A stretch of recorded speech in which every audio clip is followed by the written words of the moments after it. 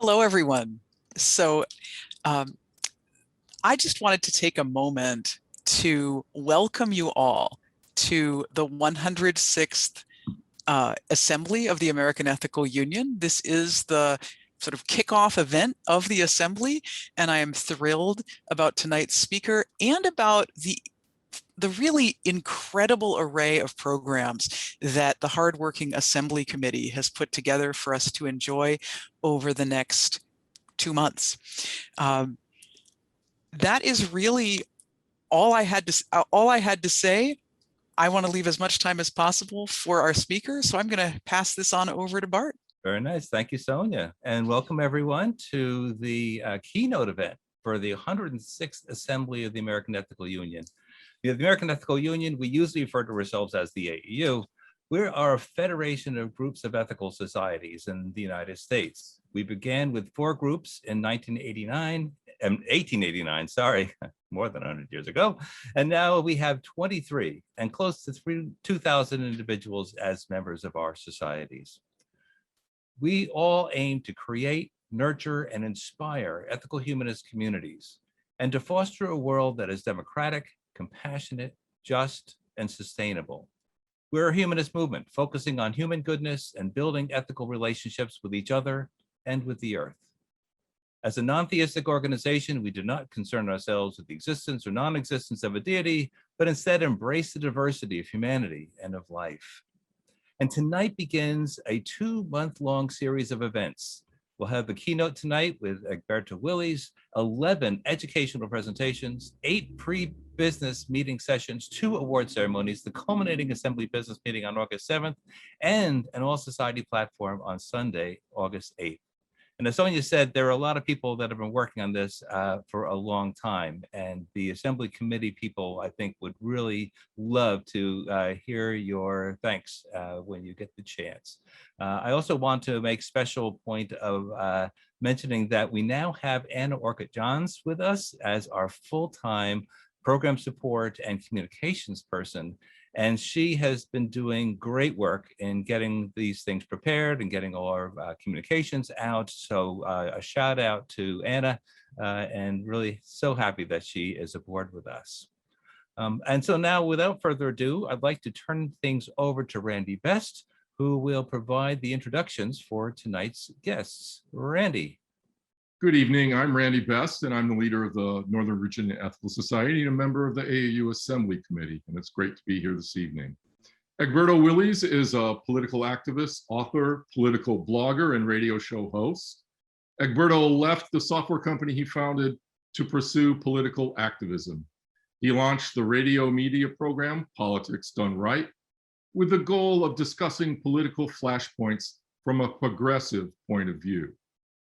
Originally from Panama, Egberto left to attend college in a small Texas town. He initially experienced America as an outsider. This vantage point allowed him to see America with fresh eyes. American habits and institutions were once new to him. Nowadays, not so much. Upon transferring to UT Austin, Egberto told of his experience in his book, It's Worth It: How to Talk to Your Right-Wing Friends and Neighbors. He wrote, both students and professors in many instances went out of their way to remind me that I was an other. Egberto encountered American racism and how expectations are based on the color of your skin. When encountering differences of opinion with others, Egberto made a conscious choice to lean in. He included this passage in his book, It's Worth It. How one ultimately resolves their interactions with others is generally predicated by past experiences. Some either decide to always stay in a place of comfort, others explore. I explore.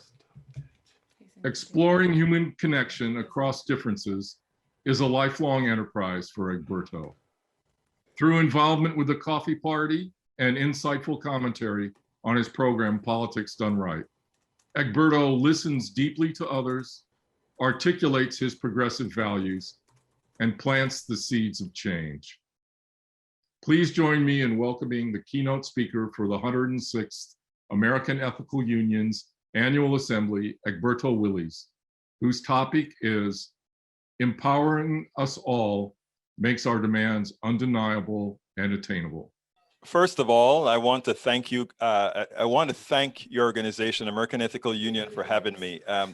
It was after learning about you and after reading about what you represented, I have to say that I was more than elated, because it was like finding a group of folk who really thought, I don't want to say the same way that I thought, but actually had those values of had those human values that was willing to engage, which is all that I stand for.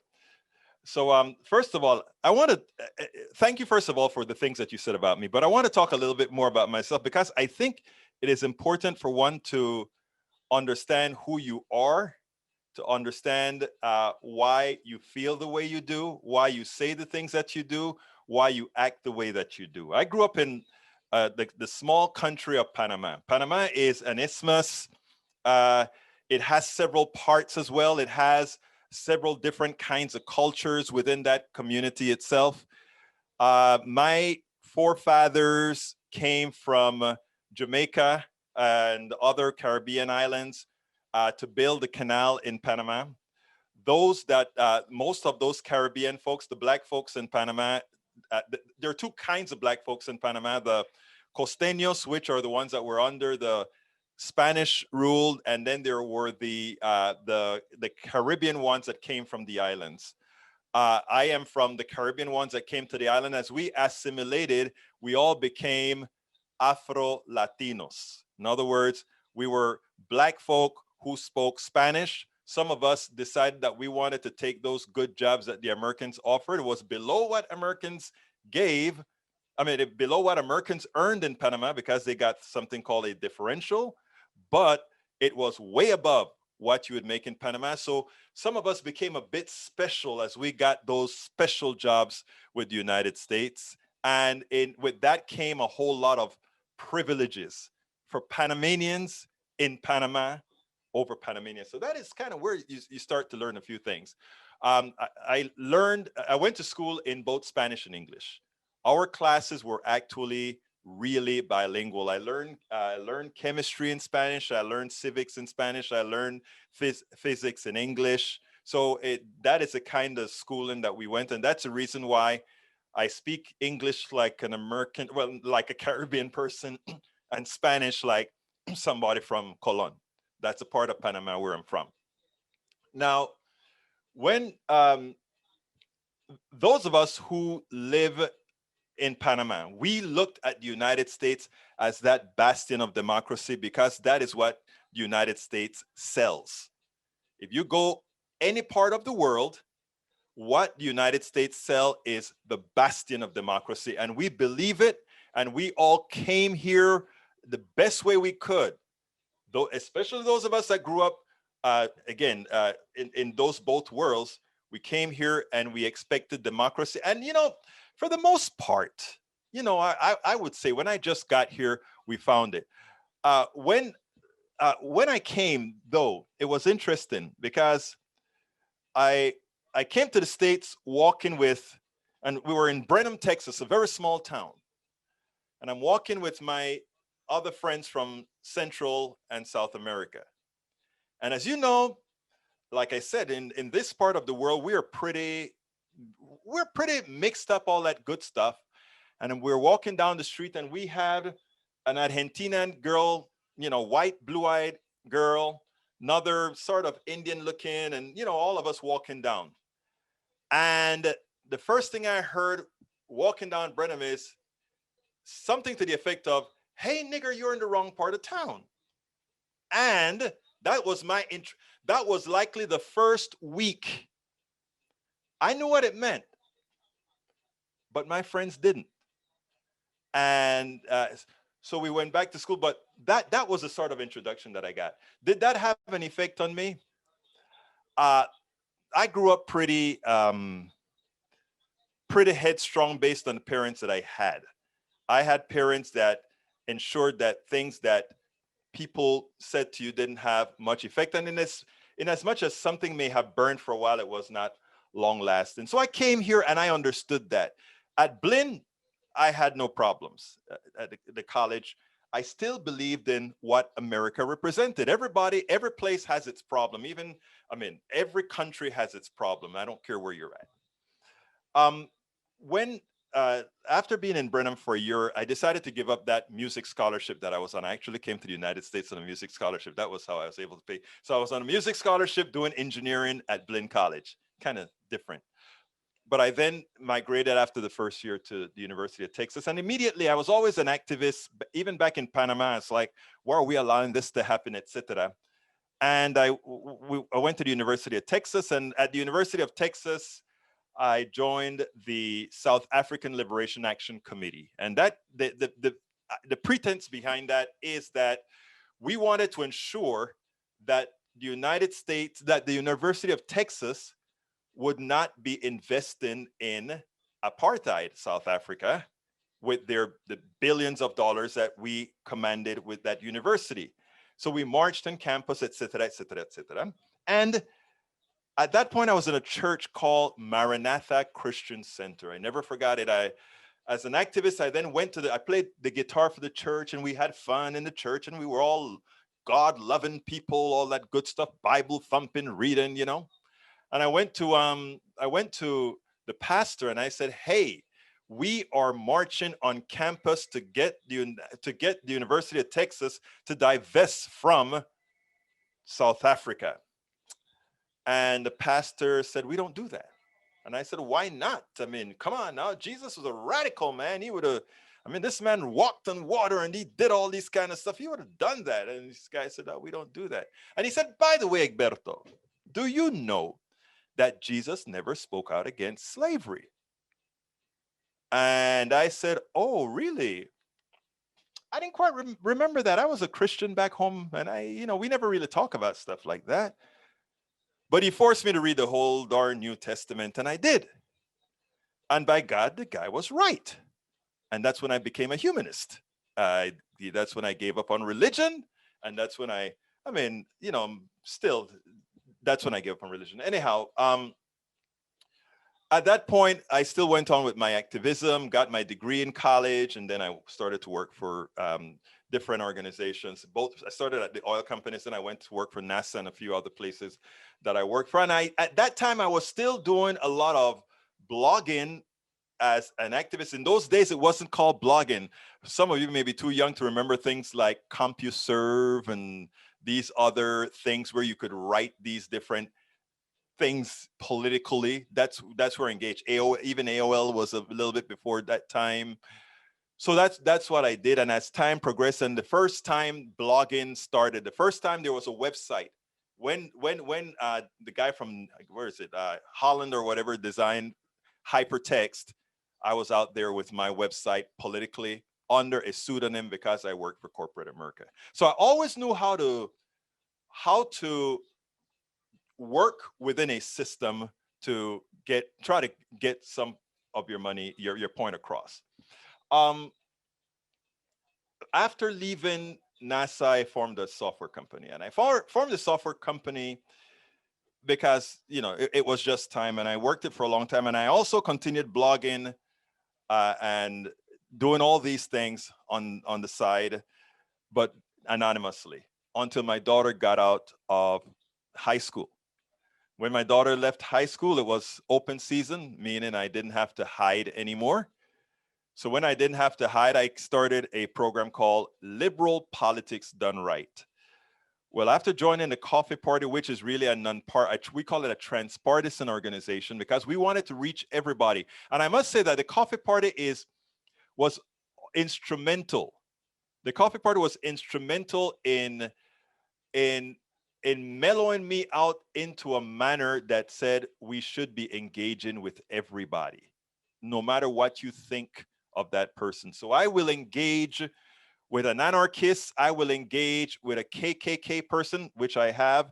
I would engage with militia folk. I will engage with anybody civilly and try to have a conversation to move what we believe in forward. So after I started that internet radio show called Liberal Politics Done Right. After I joined the Coffee Party, I changed it to just Politics Done Right. And the reason why is to ensure that I didn't alienate any particular person who's scanning something. And believe it or not, it was also supposed to be a bit tricky, right? Politics done right. Do I mean on the right side of the spectrum or politics done correctly? You know, nobody really knows. So I get a lot of people that kind of test and try to show anyway. And so we did that. After doing that for some time, I made a proposal to KPFT 90.1 FM Houston, Pacifica Network. I think many of you may know of the Pacifica Network set of stations around the country. And they picked it up and liked the concept. So I've been doing it at KPFT since then. During the healthcare debate, though, that is when, and the title of what I want to talk about today is empowering us all to make our demands undeniable and attainable. And the reason I said that is too often what we think is that we are one person and that we can't make a difference. And my goal in life after I gave up my software companies and gave up corporate America and everything else. And by the way, I am not telling anybody that working for corporate America or anything like that is wrong, but I'm just saying what I did. I decided that I would really fully engage. So during the healthcare debate, I remember getting very upset. We weren't really addressing issues as we should. And I felt impotent, completely impotent, like many people feel when you go talking about politics to folks. Very, very impotent. So I sat down in a Starbucks and in 2 months came out with my first book called As I See It, Class Warfare, the Only Resort to Right-Wing Doom. Of course, I got into a bit of trouble with the Coffee Party because they thought the name of the book was a bit too maybe racy, but they you know, when reading the book, it wasn't at all a war. It was really, these are how things are, and that we are in really a class, we're really in a class war. So I came out with that book because I wanted to show how all of those things integrated themselves. Again, the reason I start talking about the biography at first, or a little bit about myself as first, is you can see the migration, you can see exactly where I'm coming from. The first piece now that I wrote for Coffee Party USA was a piece called Americans Held Hostage. And the reason I wrote that is I feel, and I think we all live, however we try to take it, in effect, we're all hostages, right? We are pinned down to doing certain things a certain way. We have been indoctrinated to believe that things must operate the way they operate right now. We must believe that you get up at 8 in the mornings or whatever time you get up and you go to work, you do something for somebody else and you come home. And that's how the majority of us live our lives, because that's just how we were programmed. I told a group on a program once that we are all, you know, at first in America, what we had was slavery, but our economic system taught a much better lesson. And that lesson was, why put people in chains when we can have virtual chains by controlling their minds? And if I have control of your mind, I don't really need chains because I can do as I please. And that is where, since I came to the United States in 1979, and in as much as we have been indoctrinated for some time into the belief that we were exceptional, we were indoctrinated into believing that everything that we did was the correct way to do it. It was okay because we were all surviving. We were all surviving. But the thing about the type of economic system that we have is the corrosive nature of it means that eventually we start to eat our own. And when we start to eat our own, we have to start finding a boogeyman. And that boogeyman, as we approach that unstable part of where this economic system takes us, we get the person who starts to define the boogeyman. Everybody thinks that Donald Trump was some sort of a anomaly. Everybody think, oh, where did he come from? What is he showing some scars, or what is he really doing? Yes, he's showing some scars, but the scars are not within the American people. I just left DC with my daughter who had a stroke. And we were talking about people, and she likes to be independent, and she doesn't like to ask for a lot of help. And I said, you have to ask for help, and you have to ask people to do things and help out, because we are a community. And I said, most people are good. And she said, Dad, that's not really true. And I'm like, yeah, I went out during the Tea Party days to a rinky-dinky bar in the west part of Houston, where there are some crazy looking, supposedly rednecks. And by the time we were done, I didn't say that we cured whatever isms they had, but we were able to connect on a human basis. And what we find is what changes us are those externalities that forces us to use the parts of our brains we should have outgrown long time ago. That animal part of our brain that isn't the logical thinking part of our brain that have us believing that somehow race means something, as if there is really a race. Now, I've had to work within the race domain for some time, but I've never copped to race. In other words, I don't believe in the social construct. Well, I know it's a social construct. I don't believe in the biological construct, because the biological construct is false. The biological construct was created by an economic system that needs it. And in the piece, as I prepared for what I was going to talk about today, I had a little phrase. And I'm always cognizant to the people that are listening to me, because I don't like too often for words to cloud what we're really trying to say. But in this case, I'm going to make an exception where I say racism is an antidote to racism as antidote to capitalism's failure. And what do I mean by that? We know that our economic system, from a mathematical standpoint, is unsustainable. You can't have infinite growth. You can't have all these things that we claim. If you listen to CNBC, you're listening to a whole bunch of crap. You're listening to legalized gambling, where the mathematicians who created things like derivatives and created things like credit default swaps never knew what they were talking about.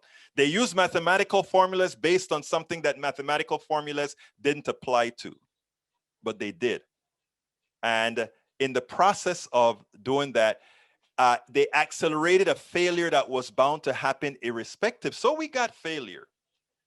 And our failure was really not easily recoverable. Obama supposedly bring this, we got out of that semi-failure, but we never really did. Dr. Richard Wolff, the economist, a well-known economist, came out and said it was easy what they did, right? They inflated our system. They gave infinite credit, and they gave you the semblance of prosperity or the semblance of a recovery. And in the process of doing that, what did they do? They created a system that was ready for a bigger demise. And henceforth comes Donald Trump understanding what we're not him understanding, but the people that's backing him understanding where we were going. And where is it that we were going? You know, we had to find a boogeyman. And when he came down those stairs and he said Mexicans were rapists, killers, and everything else, he knew what he was doing. When he started to create this racial angst in this country, he knew what he was doing. What he was doing is ensuring that people would keep their eyes off of the ball. If you are looking at the other as the reason why 80% of the people in this country cannot have if they have $1,000 bill, they're finished. If you want to make sure that they don't come for the real boogeyman, create one. So those dark people are your problem. They want everything for free. Those people that come in over the border, they're going to take your jobs. You know, those other folks, they're going to burn your stuff down. So if you look at right-wing radio stations and television stations right now, what you find is a system that is completely anathema to what's reality. So that was a necessary thing for what I always talk about, our plutocracy to create. You know, we were led to believe that the wealthy were special people. And when I talk about wealthy, I know we probably have a few millionaires on the show right now, on the program right now. And for the millionaires on here, I'm not talking about you. That is not you at all. For the guy who owns a place with 100 employees, I'm not talking about you. For the person who owns a bakery, a donut shop, who owns a grocery store, I'm not talking about you. But the plutocracy, the Trumps, and these guys want you to believe that when we're talking about equity, that we're somehow talking about taking away what you have earned. But you have earned it. But the real wealth in this country are things that we don't know how to describe and we don't really see. And those are the folks that I consider the parasites of our society and the ones that we have to take back what they have given or what they had taken on the backs of everybody else. Are you an engineer? Are you a teacher? Are you a doctor? Are you a lawyer? Your services are invaluable. Are you a garbage collector? Do you sweep the floors? Do you clean up the mess at daycares? Your value to society is immeasurable. But those are not the people who are the real wealthy, who are the ones who control this country.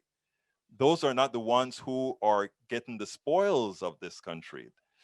You know, many of us look at Bill Gates and we love Bill Gates because he's given all his money away. And we love Jeff Bezos because Jeff Bezos, I mean, he is great. He amassed 160 something or $200 billion. Whose money is that? Whose money is that? Where did that money come? Was Jeff Bezos so intelligent that he was deserving of $200 billion? Or is that a piece of the action of the several 100,000 people who work for Jeff Bezos not being paid? Bill Gates bought MS-DOS as CPM and some other permutations derived from a Seattle company for $50,000. He had capital. He had something to work with. He picked that up and he was smart. He didn't sell the software to IBM. He licensed it. So he got a piece of IBM's action. You know, it's a different economic system that doesn't value work, worth, or service. It values capital.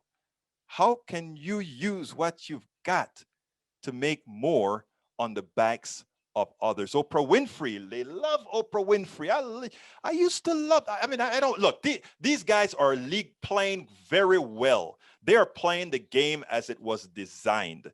So you don't hate them, you dislike the game. And how do you change the game? That is what I'm going to talk about, empowering.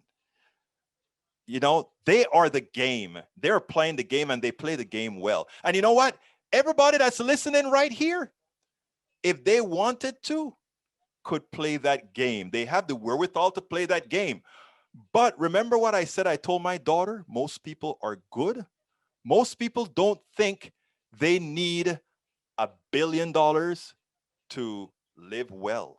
Most people don't think they need $10 million to live well. Most people, after they reach a certain point, they say, okay, I've got enough. Let me go on to the next thing and whatever.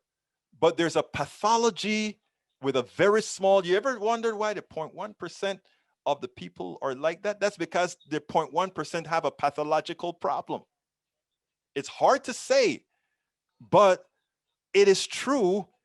Just ask, if you ever doubt it, ask all the billionaires we know, from musicians to politicians to all these others, how many of them want a tax increase to really have a good redistribution? Oh, but I got the redistribution a bit too early. I'm still with meritocracy. Meritocracy really means that if you are good at what you do, that you will merit from what you're able to do no matter what. And the truth of the matter is, I go to church, or I don't go to church, but in going to church, right? You see all these great singers, you know, they're meritorious of having music contracts, but they're not chosen. You have to be chosen. And that's a dirty little secret of our system, right? Everybody think if you merit, you go to college and you do all the things right, you're going to be just fine. Nobody ever tells you about, you know, we always talk about the NFL, you know, all those kids in all those kids that are playing baseball and in high school and college, or playing football in high school and college. They should pick something else, because, you know, only 1% of you or less are going to make it into the NFL. But they forgot to tell you that about college too, right? They forgot to tell you that about a whole lot of other things, that, you know, you go to college for one thing and you end up doing something else. And I mean, they forget to tell you that you have to be chosen for what you really want to be. If you are meritorious of that, you have to be chosen. That's our system. That is our system. So Bill Gates, he had the capital, but he was chosen. Jeff Bezos had the capital, was chosen. His father loaned him $300,000 and he was chosen there. There's a little story I tell all the time, right? I'm a software developer, and when it was coming out, things were just starting. And I thought about this stuff about selling products online. And I was going to create this piece, this cart that you click on a button and you sell something. And we started to do patent searches. I didn't know you had to do patent search for software, but apparently you did, because Jeff Bezos, Amazon, owned the one-click patent, which means all of us who had a great idea that was no real great idea at all couldn't use that no great idea because somebody else was using it, which meant I wanted to sell a piece of software for a couple $100 a pop, and I couldn't do it because Bezos owned the license to the thing. So what I'm trying to say, meritorious doesn't really mean success. Oprah Winfrey, several $billion. What about the engineer who built the camera? What about the person who built the microphone? What about the person who built the videotape, the satellites, and all those things that affords her the ability to make billions? You see, we don't think that way, right? We don't think that everybody plays a part in the success of all these others. You know, I remember when I started developing software, and I developed a piece of software for Microsoft that made the serial port do something magic, and I thought it was worth all that. And then I sat back down and I said, you know what, though, but think about on how many people's back. The guy who designed the microprocessor that, yes, I'm programming the microprocessor, but hell, he designed it and he doesn't even know what I'm doing with it, and making money off of what he did. We have an economic system that doesn't reward those who make things.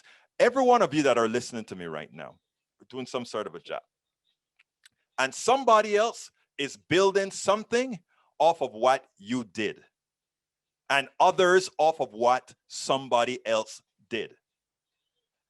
And what our economic system teaches is that last person, that person who can capitalize what you did, is the one who gets rich, and all the people who produced everything else. So long, good luck. That's what it's all about.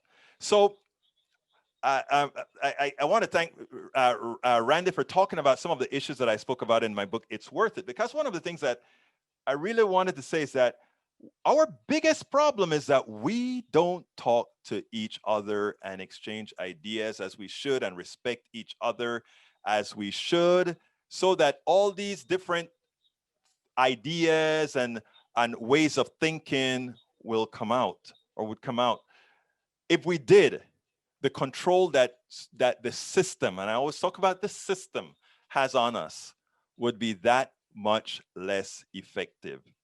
But because we all are designed, or we are all placed in our own little silos, and these silos are class-based, race-based, gender-based, and all these other little silos, and folks think that there's some reason why they shouldn't communicate, or some reason why the other one hates the other, they are able to maintain the power over us. So my goal in life is not to do that. It's to say, let's be self-empowering. How do we become self-empowering? We talk to each other. We forget about our own biases. We all have biases. You know, the isms doesn't, look, I always tell people, right? Nobody has a monopoly on evil. Nobody has a monopoly on goodness. Nobody has a monopoly on anything. I don't care who you are, race or otherwise. We have been constructed a certain way from our inception as a country, and we have been living through that indoctrination ever since. And if we ever decide to give it up, which I think we will in the long run, that country that we want to be exceptional would be exceptional. And how do we become exceptional? We pick up things that other people do. The redistribution of wealth, people hate to hear that word, redistribution, as if it means that people haven't earned what they're about to give. No. We talk about childcare. We talk about Medicare for all. We talk about basic income, meaning everybody has a right to have a starting living income. We talk about bifurcated economies, where there are certain parts of our economy that does not belong in the public sector, and certain parts that doesn't belong in the private sector. And right now, it is all a whack. What is healthcare doing in the private sector? Are we somehow ever going to be able to, should we ever want to hurt somebody if they get ill? I don't think so. So ultimately, and I'm coming to my close in stating that I think we can become that exceptional country with empowerment. And empowerment means removing the chains from our minds. Empowerment means removing the indoctrination that have been placed in us since our inception. I mean, it started from us being a country based on capital first. The first thing we ever ask, if you ask about a tax plan, how is that going to affect business? If we ask about a health plan, how is that going to affect business? If we ask about everything, it's how is it going to affect business? We never first ask, how does it affect human beings first? Empowerment means asking that question. How does it affect us all first? And after we've determined that, we create a system in which we come first. And it's not impossible, because there are brands of it in many countries, not perfect, but many countries have tried that empowerment. And if we did that, we would first elect the people that would make it a reality and put it through. So with that, thank you so kindly. Thank you so much, Egberto. Before the Q&As, so people can put Q&As into the Q&As. And before we do that, though, I want to give a different thread another shot at giving us some music. So I'm going to pass it over to Alicia Best and Robert Jackson, A Different Thread.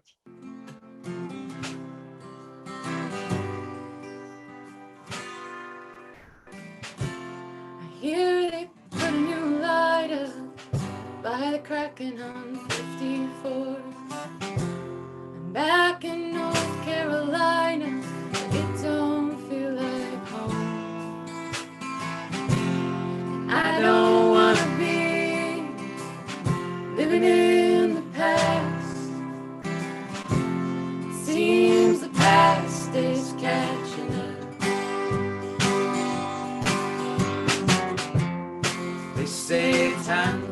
changing.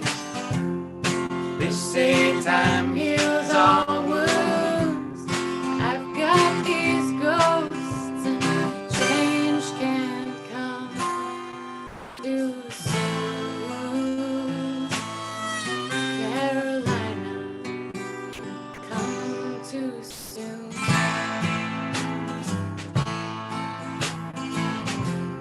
Built up the city skyline, but we're not burning.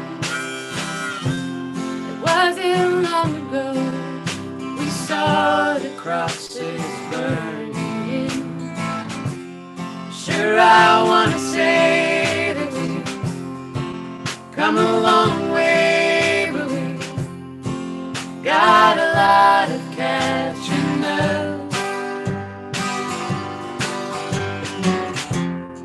They say times are changing.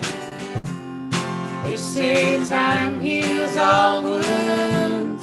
I've got these ghosts and change can come too soon. Carolina, just like James, I hear the highway calling me.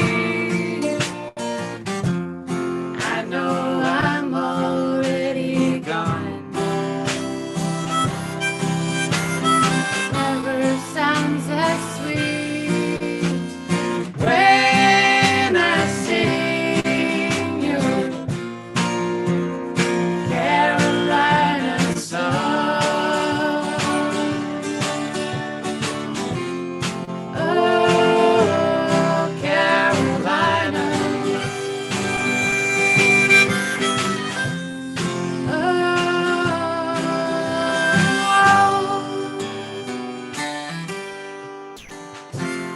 Pull down the statue, but its pillar remains. Haunting the courthouse, it still says to our boys in gray. You say it's history, but sure seems to me that history is catching up. They say times are changing. They say time heals all wounds. But I've got these ghosts and change can't come too soon. Carolina, come too. Oh, Carolina. Oh, Carolina. Oh, Carolina. Come too soon.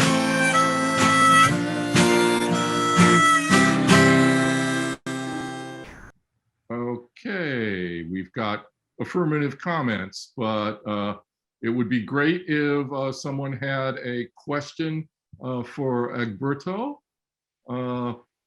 If so, type it into the Q&A that's at the bottom of your screen. While that is happening, I will throw a question at Egberto now. Egberto, I mean, you're positioned in a good way to, through your show and things, to reach across political divides and political barriers. But a lot of us are facing it in a more sort of up close and personal within our families. Sometimes we have political polarization that can make dialogue difficult. And just if you have some suggestions or pointers that you might share with us on how to crack that and how to listen better to each other and communicate better, I think that would be great. I have a story for you, a quick one. And it goes like this. My sister, I have an older sister who is a Trump supporter, okay? And everybody else in the family, we are progressive liberal. She is a church-going evangelical Christian who loves Donald Trump. And I love my sister. I won't let Donald Trump get between my sister and myself. So during the pandemic, I told my sister, I called her up once, and that was during the mask issues. I looked at her and I call her and I speak to her all the time. And we sometimes even tease each other about Trump and other things. And I always try to get a little nudge in as far as, hey, what do you think about this or whatever? But I listen a lot. I listen to why she believes it. And there's a calculated way in which the right wing operates that progressives probably should learn, but that's another subject. What I do as far as making sure that the lines stay open is I called her once and I said, look, I know you don't believe in masks. I know you don't believe in doing these particular things, but I'm your brother. And let's go under the assumption that you love your brother. Could you please, if you don't want to wear the mask for you, could you wear it for me? And taking a different approach, she stopped for a while. And then she said, okay, Egberto, okay. And so that broke a little bit of, well, I mean, a lot of times, she's a very smart woman, but a lot of times what happens is that people are so wedded to their positions that they need an escape route. And I think as progressives, we can offer many times an escape route so that, and people say, why is it that progressives always have to yield? And the reason why is that they will never yield because they don't have the capacity to see the better good many times. And that may sound crass, but I mean, many of them, the way they are wired, they need that exit ramp. And however we can find a way to give them an exit ramp. And again, that means sometimes being more selfless than one might want to be.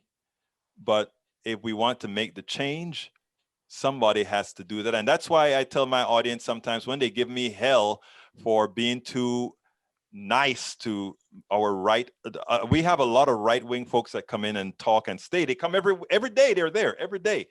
And I entertain them and I'm nice to them, etc. And some of my lefties get pissed at me and I'll tell them, look, I can take it. You don't have to. I can take it. But if you don't, I mean, I'm not telling you that you need to do it, but don't attack me for doing it. Thank you. Got a question from Linda Guten, and she says, why do you think billionaires won't give away 80% of their money to save millions of lives? Are we really talking about that deep a hit on the billionaires, or what is the proposal? Actually, I think Linda has the perfect question. Imagine this, right? Bill Gates, Jeff Bezos, Warren Buffett, Oprah Winfrey, and a few other billionaires could just take a little piece of their monies, a little piece, and build enough factories. We know how to build the factories now, so they are now turnkey, which means it's just like a Ford plant. You can build a factory in 3 months, right? And you can generate any number of billion doses of vaccines. But our economic system prevents us from doing that. They could do that. It never occurred to them that they just go ahead and pool $100 billion if they wanted to and do it. Our government could do that, but the pharmaceutical companies won't allow them to do it because of how we work. Another question from Anonymous says, say more about the pathology of those who have all the money. It sounds right, but explain. Well, I mean, look at yourself, right? I look at people many times, and what you find is that you go out with somebody, and that person that is always trying to maximize what they have. You have a conversation with somebody. I go out with people, and there are people who would think, oh, I have enough of something. And then there are those that constantly want more. They don't need it, but they want it. They want it. And you ask why? Why? They can't tell you. They just want it. And that is a certain, I mean, we have a lot of different kind of pathologies, right? I probably have a few pathologies myself, you know, but I mean, we have a lot of, some of them are bad, some of them are good. That one is really, really bad because it actually hurts people really, really bad. Would you comment on the future of democratic socialism in America? Did somebody there know that I was a democratic socialist? I don't know that they know that. They may have done some research. I'm not sure. Well, here's the truth. I label myself a democratic socialist for the lack of any other label. I mean, the labels doesn't really mean much, right? I 100% believe in free enterprise. In other words, open your store, make your money, make your profit. If you remember during my talk, I was talking about, I'm not talking about, there are several millionaires probably listening to us right now. I'm not talking about your money. You have a few million in your 401k. I'm not talking about that. You have 10 million in your 401k. I'm not talking about that. That's peanuts compared to what the wealthy really has in this country. And that is why, and the psychology that our media, the psychology that our politicians, which are crooked, many are crooked, use is they make those people who have 10, 20, 30 million dollars believe that we're coming to take that away from them. But that's not who we're after at all. Democratic socialism simply says that we want a society where you heard me talk about bifurcated economies. We want a society where Medicare for all and these types of things that belong in the public sector, where there's not a profit motive, stays there. And places where you want to build a telephone, you want to make a telephone, and if people want it, they buy it. If they don't, they don't. Free enterprise. You want to go ahead and build a mouse, you want to build a coffee cup, you want to open a restaurant, all of that is in the private sector. But when it comes to the needs, I believe energy, I believe certain levels of food, I believe basic income. There are certain things that humanity demands that I think belong in the public sector. And I am not smart enough to understand all the areas, but I'm pretty sure they can put a whole group of smart people together that can figure out profit is detrimental to your health in this particular area, and profit is not detrimental to your health in this particular area. There are a lot of smart people that can figure that out. So I noticed that you're in Texas, and there are, I don't know, one or two things happening in Texas that are probably difficult for people who are politically liberal to stand. So I guess the question about the changes in voting access would be one that I would wonder, what's your take on the best response to what the legislature has been doing? Well, you know what is interesting, right? When Obama was in office, Obama said something that I think everybody should have listened to, that voter suppression works for about a 1 to 2 percentage points in any election. There are some people you're not going to stop voting. There's nothing you can do that prevent them from voting. They'll learn what they have to do to vote, and they'll go vote, right? But then there's the delta. There's a delta amount of folks that if voting becomes a strain or anything difficult, that's what they won't vote. The thing about the right is there are two things that they do on the right. They make it, they scare those poor people so badly that they believe that we liberals, progressives, we're coming to eat their babies. So they are scared to death. These people are genuine. They're not bad people. They're just scared. They are genuinely scared. And they're going to vote because their survival in their minds depend on it. And, you know, progressives are like, you guys crazy. But our nonchalantness, or because we know what we know, that it's crap, we have a tendency to take that for granted. And that's why they quasi-win. And notice I said quasi-win because remember, the Constitution is not a democratic document, right? The Constitution, you have 50 senators, I mean, you have 100 senators, and California has 2 and South Dakota has 2. Come on now, you know, that's not a democracy at all. But so as far as the voting in Texas, the good thing about Harris County, which is a bellwether for not only Texas, but for the country, is that we've already started working on, we've already identified the people that are going to be that we need to target in 22. if that job gets done, and we are going to be getting a new chair in this county that knows about this stuff, we hope, and we'll make sure to reach those people. What we have to do in Texas, because they can't take away your vote, they can make voting difficult. We have to let them pay the price for making the vote difficult. And I think we can. Sometimes when you try to restrict somebody from doing something, that is when they actually go ahead and do it. And we have to hope that we can do that. Sonia? All right, now that I've had a moment to think about it, one question that I have for you is, I got the impression that that you actually think that there is hope for the future of our country, and that perhaps things might change. And I wonder if you could talk a little bit about your hope. I'm always hopeful. You know, I never get discouraged. I mean, if I look, let me, you know, I'm gonna tell you a story my wife told me one time. She said, you know, she went out and she was playing with some friends. I think they were playing tennis or something, right? And she was the only Black woman there, right? And there was this white woman that somebody hurt her feelings, right? And it was the end of the world. And they all sat down to, you know, they were eating, they went out to lunch. And the lady was complaining to my wife. And my wife pat her on the back and she said, you know, I think you would have a hard time being Black. And the woman looked at her and like, what do you mean? And then she said, we live that every day of our lives. And a light bulb went off in this woman, right?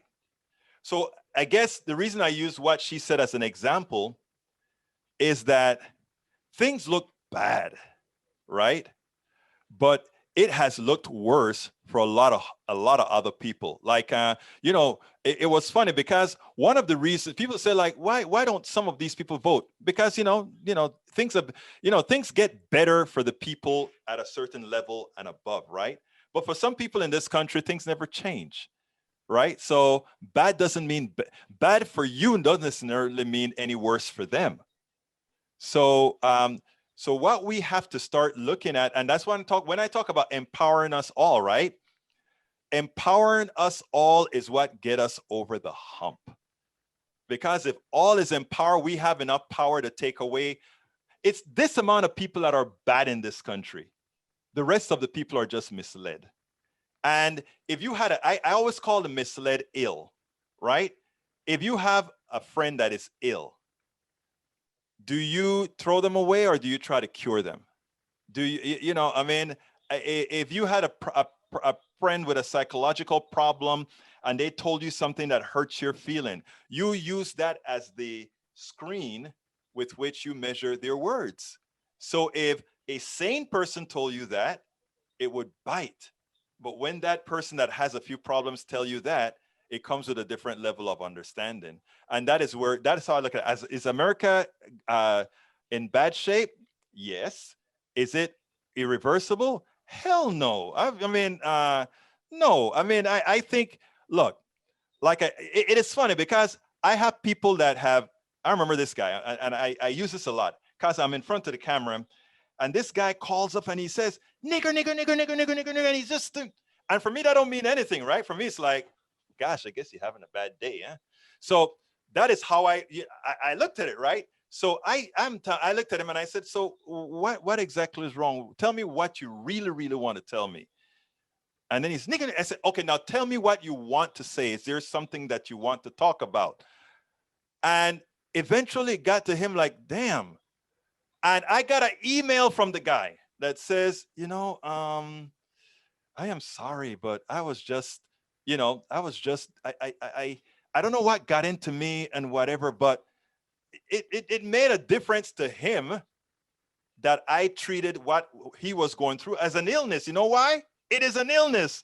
Racism is an illness. It's a psychological illness because, you know, as we talk about, it's a social construct. It's a psychological illness.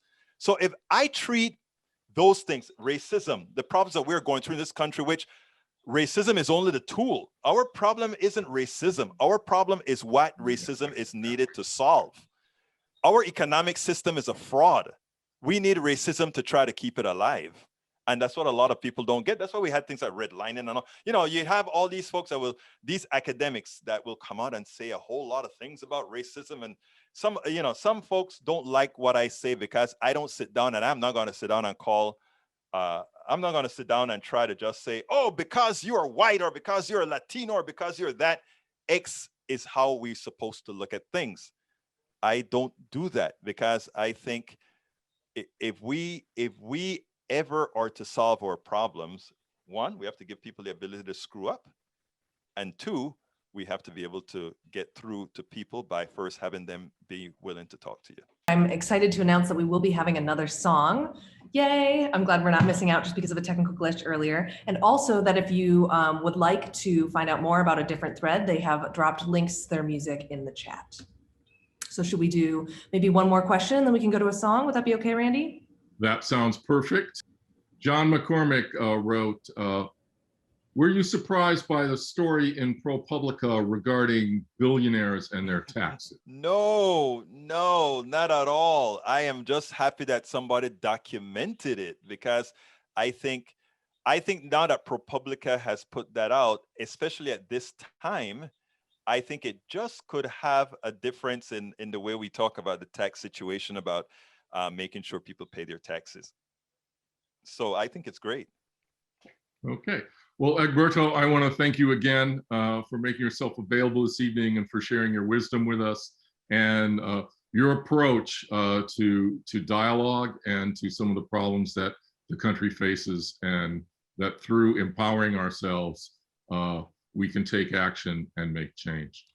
And that is a positive message that I was so glad to hear. Thank you so kindly for having me. I'm ecstatic for the work that you guys do. So thank you very much. You're very welcome. And now we will close with some music from A Different Thread. So back to you.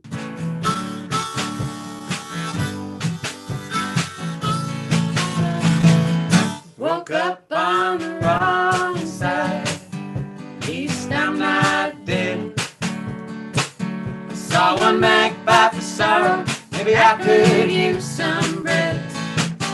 Good morning, Mr. Magpie, how's your wife today? Even sorrow brings me joy. Even if tomorrow brings me the blues today, sorrow brings me joy.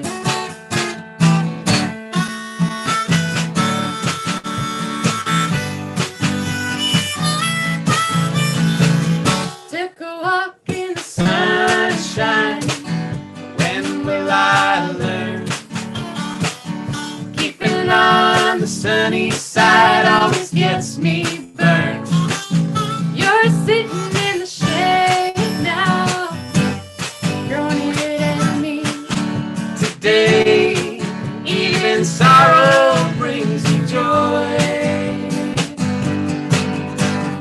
Even if tomorrow brings me the blues today, sorrow brings me joy.